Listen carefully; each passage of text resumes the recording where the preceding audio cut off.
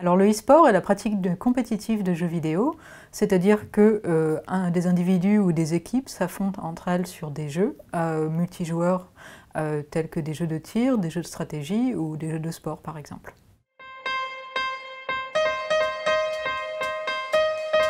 On estime les chiffres du e-sport à environ 1 million de joueurs réguliers d'e-sport en France et à environ 4-5 millions de spectateurs réguliers de compétitions d'e-sport, que ce soit en ligne ou sur la télévision hertzienne. Alors ce chiffre est évidemment à prendre avec des pincettes, car il dépend évidemment de la définition que l'on donne à joueur régulier, à la notion d'audience également, et puis enfin à la définition d'e-sport. On estime le chiffre d'affaires du e-sport en France en 2016 à environ 20 millions d'euros, ce qui inclut la publicité, le sponsoring, les tickets d'entrée et les produits dérivés.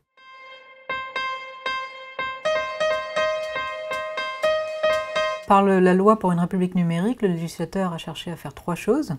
La première, c'est sortir les compétitions physiques de l'interdiction générale des loteries. La deuxième, c'est d'encourager la pratique du e-sport en autorisant tout en encadrant la participation des mineurs aux compétitions.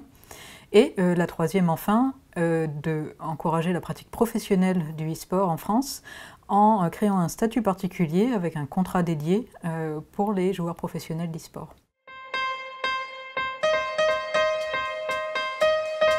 L'e-sport n'a probablement pas atteint son plein potentiel économique actuellement.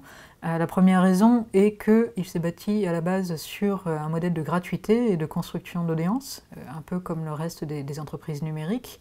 Le deuxième est que c'est un secteur qui n'est pas encore très structuré, notamment parce qu'il est naissant. On estime cependant les perspectives de croissance de chiffre d'affaires mondial du e-sport à entre 15 et 30% selon les analyses.